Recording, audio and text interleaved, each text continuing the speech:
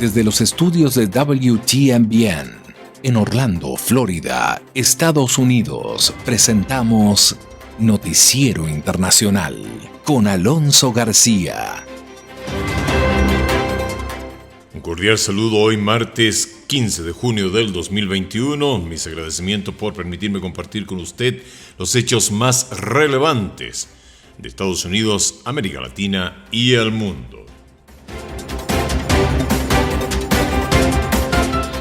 Estos son los titulares de la presente edición.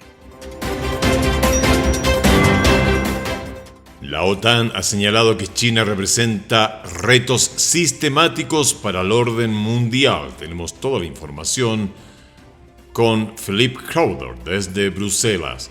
Y las sanciones de Estados Unidos han sido un fracaso, así lo señala en entrevista al doctor Eric Herbert, director del Centro de Estudios Latinoamericanos de American University, en una conversación en exclusiva con el periodista Gonzalo Abarca. En otro tópico, la vacuna Novavax registra en Estados Unidos eficacia del 90% en pruebas.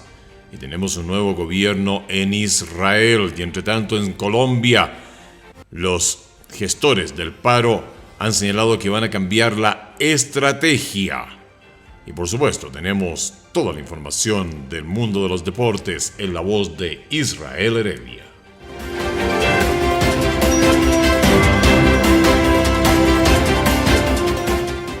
Estamos presentando Noticiero Internacional.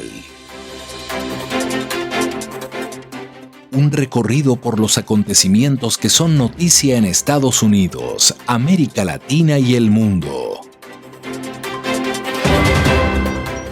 Este es el momento indicado para quedar bien informado. Vamos a los hechos. Gracias, Juanjo Garone. Vamos de inmediato con el desarrollo de las noticias. Con sendos mensajes a Rusia y China desde Bruselas, culminó la histórica cumbre de la OTAN.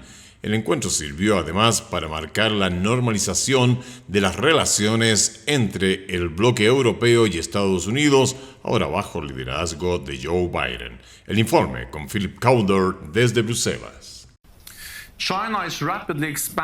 Los miembros de la OTAN coincidieron en considerar las acciones de China como un desafío de seguridad al orden mundial. El reto también fue expuesto por el presidente Joe Biden al participar por primera vez en el encuentro de las potencias mundiales.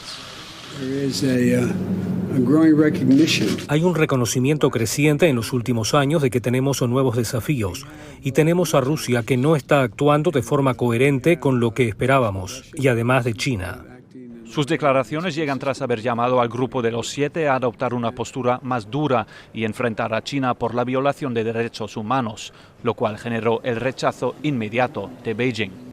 La cumbre de seguridad sirvió a Biden como la antesala para su primer cara a cara con el líder ruso Vladimir Putin y como una oportunidad para que los líderes de la organización analicen el mensaje que Washington transmitirá a Moscú, destacó el secretario general de la OTAN. Nuestra relación con Rusia se encuentra en su punto más bajo desde el final de la Guerra Fría. Esto se debe a las acciones agresivas de Rusia. Estoy seguro de que los líderes de la OTAN confirmarán nuestro enfoque de doble vía, una defensa sólida combinada con diálogo. El encuentro Biden-Putin se llevará a cabo el próximo miércoles en La vacuna Novavax ha registrado los niveles de eficacia durante ensayos clínicos realizados en Estados Unidos y México por sobre el 90%. La información desde Miami con José Pernalete. Otra arma se suma a la guerra contra el coronavirus. Novavax ha informado que su fórmula de vacuna de 2 dosis, además de transportarse y distribuirse fácilmente, tiene una eficacia de 90.4%. De acuerdo a los Centros para el Control y Prevención de Enfermedades, en Estados Unidos se han colocado más de 309 millones de vacunas. Pasamos ahora a la entrevista realizada por el periodista Gonzalo Abarca al doctor Eric Herbert, quien es director del Centro de Estudios Latinoamericanos de la American University. Ha señalado precisamente el doctor Herbert que en el hemisferio Estados Unidos ha impuesto sanciones contra Cuba, Venezuela y Nicaragua, y en varias ocasiones su eficacia no ha formado parte de un debate nacional. Para quienes las critican, este mecanismo ha tenido un alto costo económico en las poblaciones civiles de los países seleccionados, a menudo sin producir el resultado deseado. Quienes están a favor de ellas aseguran que los gobiernos afectados colocan la eliminación de sanciones en la primera línea de cualquier negociación para cambios políticos y democráticos. Vamos con la entrevista realizada por el periodista Gonzalo Abarca. Las sanciones de Estados Unidos hacia países, entidades y personas en Latinoamérica, ¿verdaderamente son efectivas o no? ¿Y a quién benefician? Para analizar el tema me acompaña aquí en Washington el doctor Eric Hirschberg. Él es el director del Centro de Estudios Latinoamericanos de American University. Bienvenido, doctor. Un placer tenerlo con nosotros. La pregunta, ¿funcionan las sanciones de Estados Unidos a estos países, a estas personas en Latinoamérica? Bueno, lo que yo enfatizaría es que no todas las sanciones son iguales. Como usted dijo, hay sanciones contra países, hay sanciones contra individuos que pueden ser funcionarios o pueden ser actores involucrados en actividades ilícitas que no necesariamente tienen que ver con el Estado. Entonces, yo diría que hay que distinguir claramente entre estos diversos tipos de sanciones. En América Latina actualmente destacan dos tipos de sanciones de Estados Unidos. Por una parte, sanciones contra gobiernos, que es en general, más notablemente es el caso de Cuba, pero también de Venezuela y de Nicaragua. Y hay las sanciones en contra de individuos que pueden ser o funcionarios en estos gobiernos o pueden ser actores implicados en actividades ilícitas. Y yo diría que las sanciones impuestas contra gobiernos para intentar debilitar a gobiernos que no son afines a las preferencias de Washington, tienen una larga experiencia ya de no tener éxito, ¿no? Las sanciones en contra de individuos pueden tener éxito en dos sentidos. Un sentido es como mensaje a posibles violadores futuros de que hay consecuencias de cometer ciertas o crímenes o ciertas acciones, ¿no? Y en ese sentido, la sanción funciona no necesariamente para eliminar la actividad del sancionado, sino para detener, disuadir a otros de seguir comportamientos parecidos. ¿Y por qué las sanciones de Estados Unidos contra países en Latinoamérica, en su opinión, no están funcionando?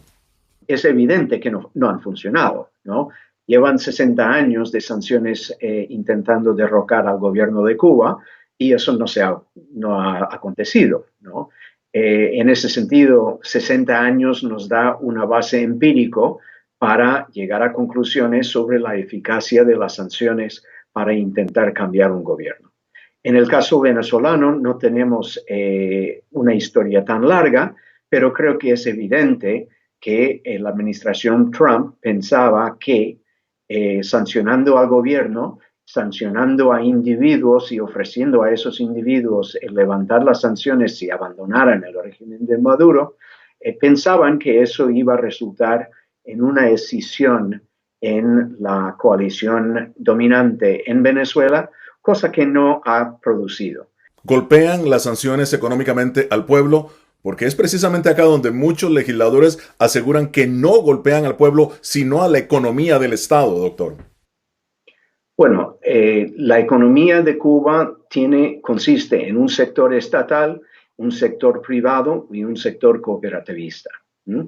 Cada uno de ellos se involucra en círculos de flujo de recursos con el exterior.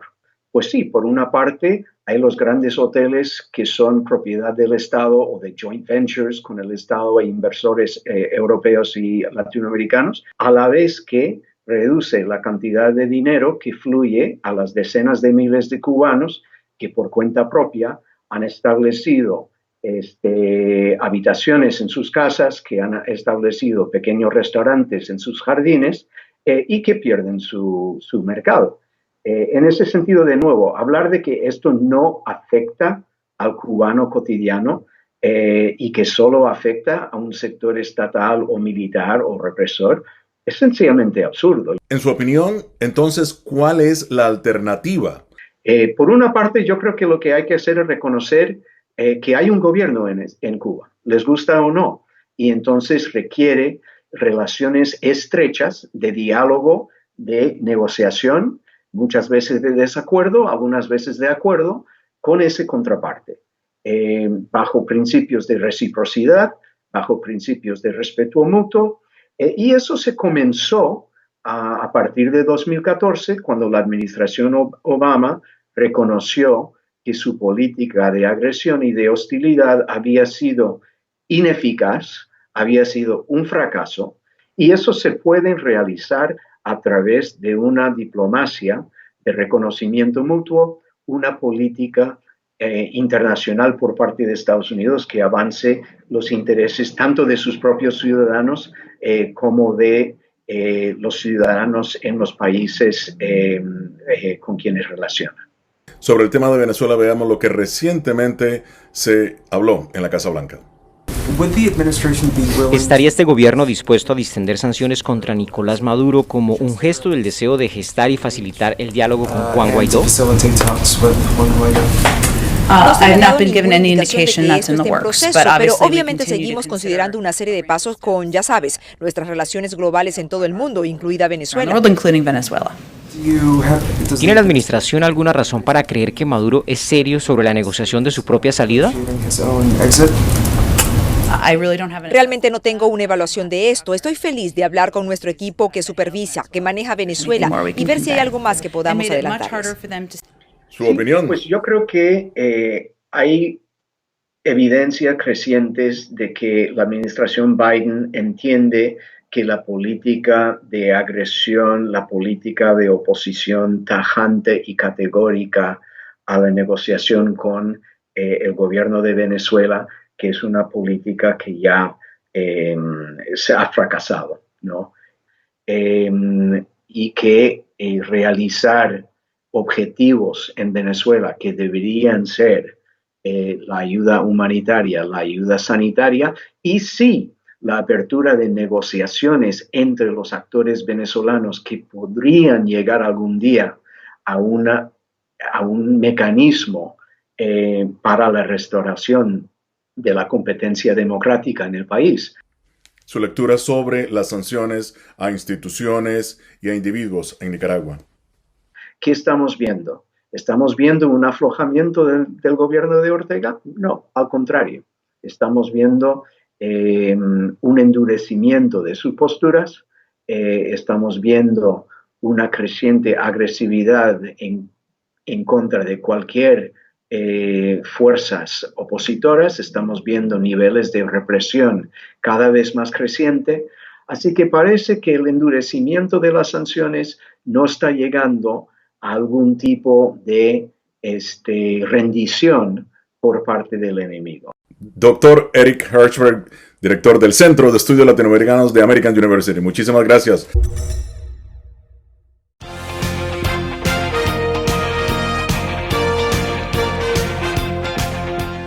Pasamos ahora al mundo de los deportes con Israel Heredia, desde Orlando, Florida.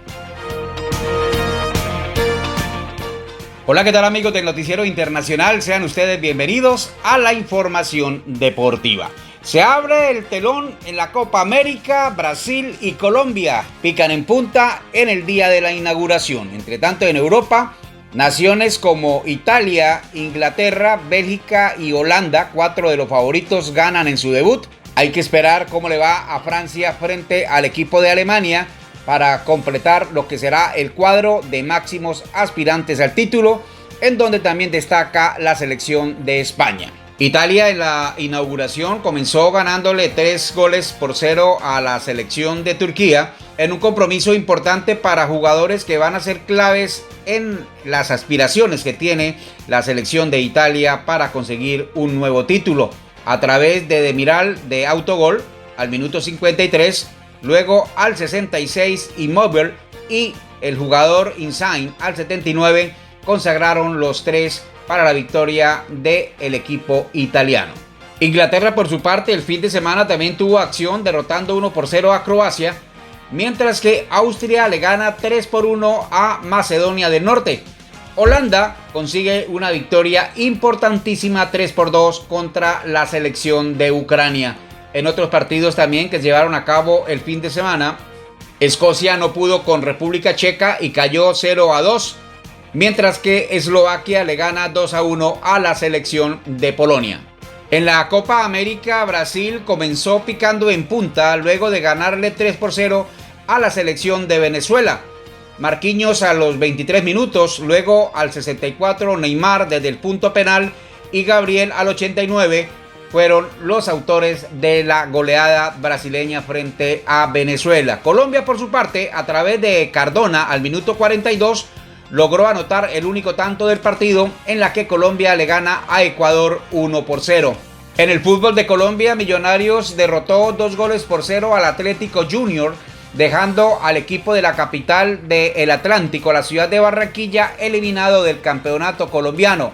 Uribe a los 3 minutos y a los 12 consiguió los 2 goles con los que Millonarios avanzó a la siguiente fase. Y hay buenas noticias para los seguidores de la selección de fútbol de Dinamarca, ya que se ha informado que se siguen practicando los exámenes al jugador Christian Eriksen, jugador del equipo danés que sufrió un desvanecimiento en el minuto 43 del partido contra Finlandia de la Eurocopa y permanece estable ingresado en el hospital, informó este día lunes la Federación Danesa de Fútbol. Christian se encuentra en la misma condición, bastante estable.